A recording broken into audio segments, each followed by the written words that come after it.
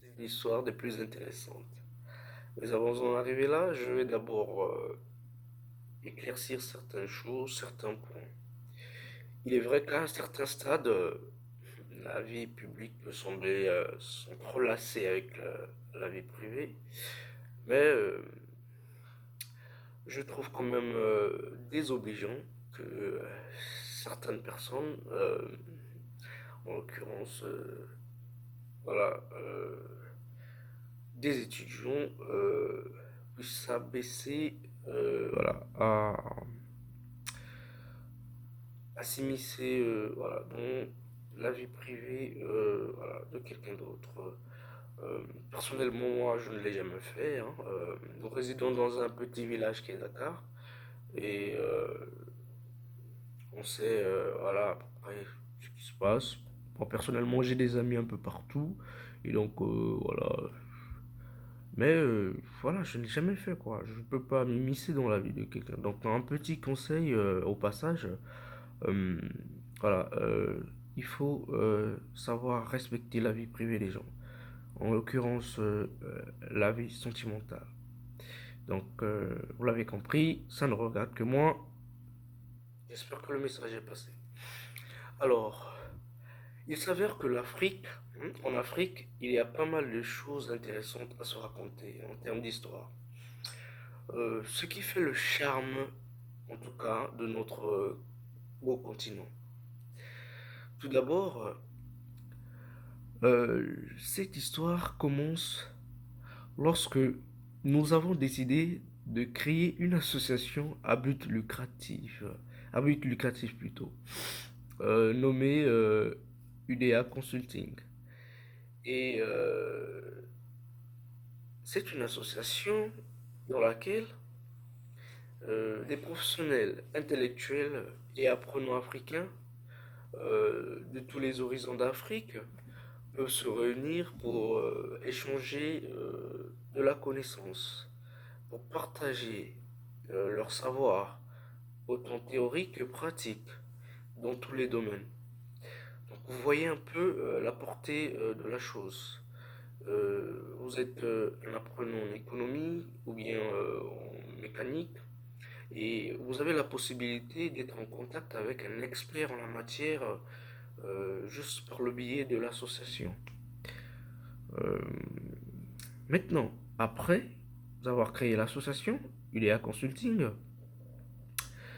nous avons eu l'idée de créer une société à côté, une société de type SARL, dont le but, lui, est lucratif par contre, et aura pour objet la vente des produits et biens et services, euh, d'abord dans un marché interne qu'est l'association elle-même, et ensuite dans un marché externe, eh bien, dans lequel on retrouve d'autres acteurs économiques comme l'État, les collectivités, les entreprises, les particuliers. Et donc, cette entreprise, par exemple, pourra proposer des services. Je prends l'exemple d'une mairie qui veut faire un pont, une autoroute ou bien voilà, des infrastructures.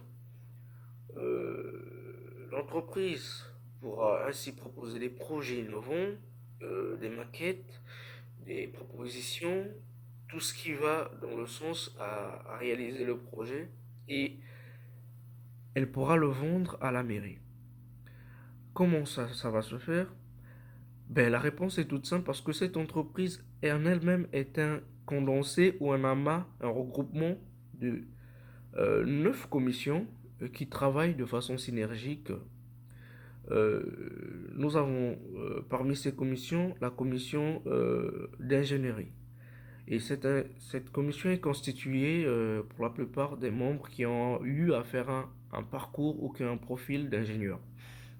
Donc ces gars-là, ils se regroupent, ils travaillent, ils bossent dur sur un projet et ensuite le projet, il est réalisé dès qu'il est revu, analysé par notamment le gérant de l'entreprise et en même temps il peut demander des personnes ressources. Dès que le projet il est validé, il est vendu.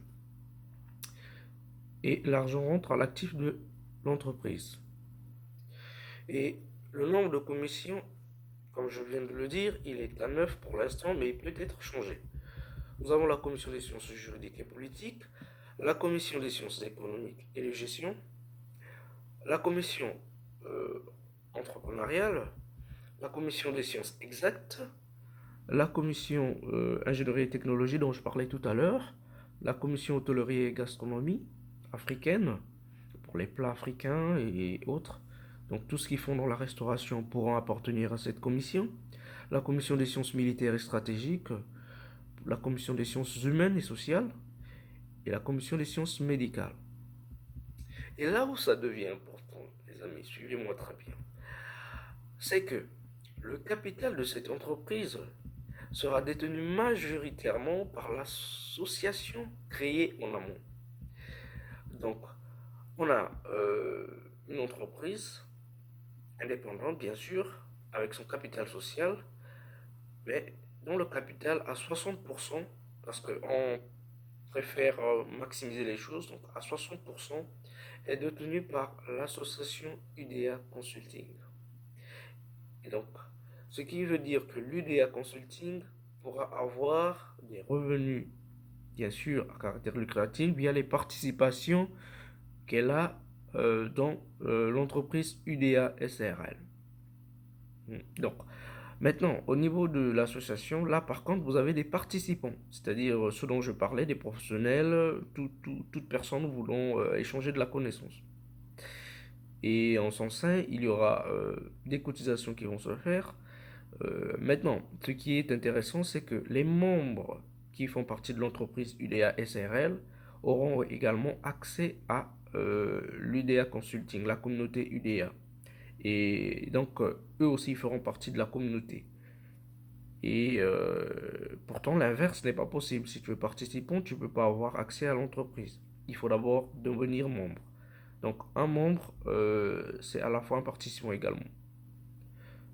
Parce qu'il fait également partie de la communauté UDA, de l'association, s'il faut le dire de façon plus simple. Donc, chaque commission de l'UDA SRL, c'est-à-dire la société, est dirigée par un président de commission. Maintenant, l'Assemblée générale des associés, qui détient le capital, dont l'association UDA Consulting, pourra désigner ce qu'on appelle un gérant qui va gérer euh, tous les présidents de commission. Donc, il va administrer tous les présidents de commission. Donc, c'est un peu ça, en bref, l'organigramme de l'entreprise des SRL. Maintenant, de l'autre côté, l'association, ça c'est plus sobre. C'est plus sobre plutôt. On a un président, un secrétaire général, un trésorier général, comme noyau dur, et ensuite d'autres personnes administratives si possible, pour gérer l'association. Et ce qui est certain, c'est que ces deux entités indépendantes et distinctes.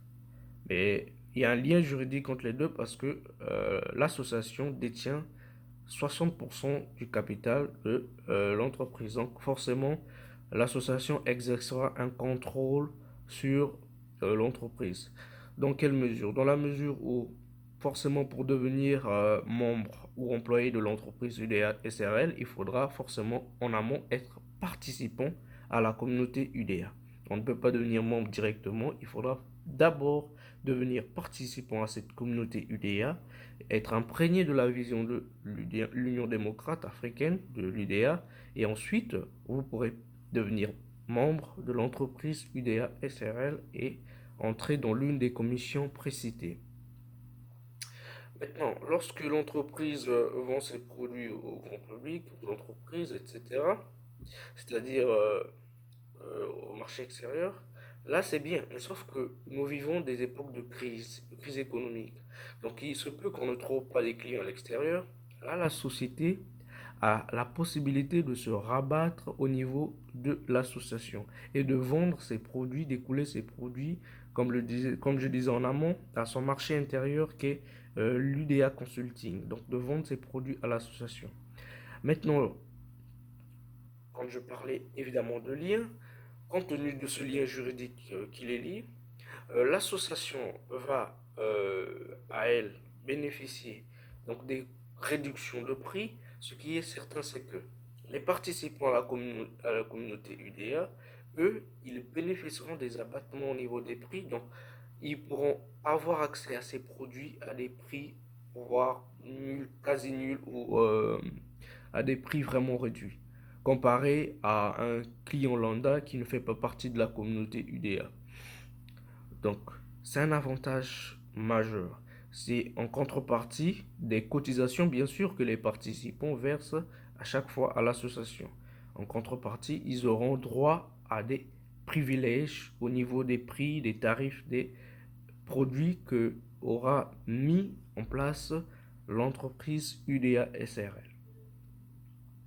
Donc, quand on voit bien, cela va permettre non seulement d'augmenter les réserves en termes de cotisation, tout simplement parce que euh, si un client A est hors communauté et un client B est dans la communauté, voyons les avantages que possède un client B dans la communauté, il cherchera à y adhérer.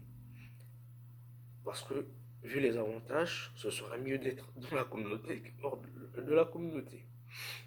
Donc, en gros, c'est cette histoire qui constitue normalement un projet très innovant et très intéressant, surtout pour les jeunes, mais également pour l'État, pour les investisseurs.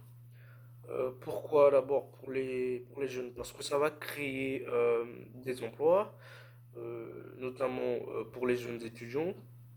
Appartenir à une des commissions vous permet de toucher quand même, parce que les membres seront rémunérés. Donc, vous êtes employé de l'entreprise du DSRL, vous avez un salaire.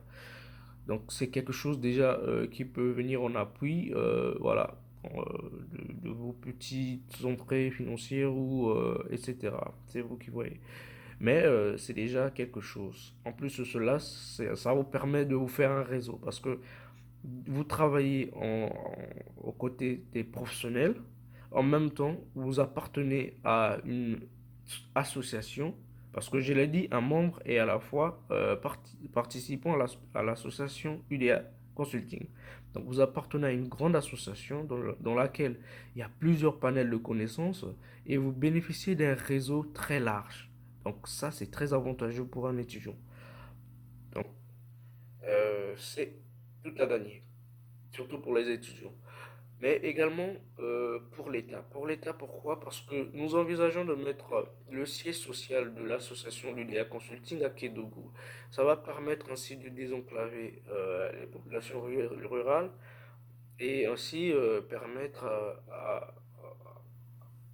à d'autres de pouvoir visiter, de pouvoir pénétrer le pays dans son ensemble et de pouvoir propager voilà, cette vision un peu partout sur le Sénégal.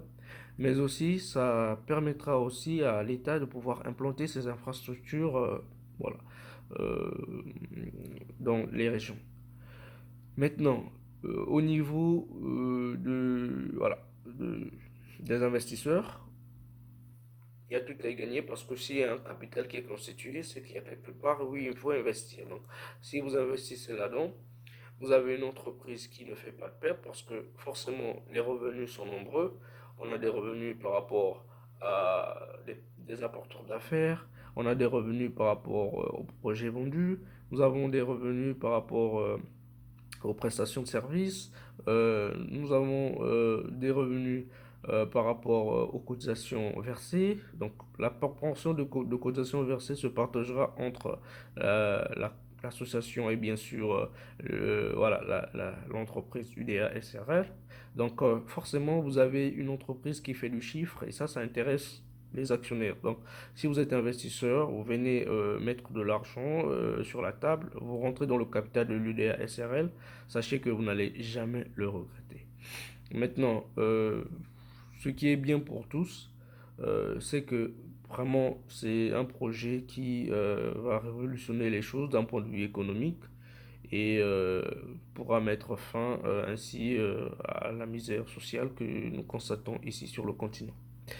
Donc voilà, je vous ai exposé en bref. Si vous avez été voilà, bluffé et que vous aimeriez tenter l'aventure, pour devenir simple participant à l'UDA SRL, l'association, vous voulez partager de la connaissance, échanger avec d'autres intellectuels africains. Alors, vous envoyez votre demande tout simplement euh, d'adhésion à la communauté UDA et votre CV à l'adresse udaorganisation@gmail.com. Maintenant, vous pouvez également faire une demande si vous êtes déjà dans la communauté UDA. Là, je m'adresse à ceux qui sont participants et participantes à la communauté UDA, à la communauté UDA Consulting.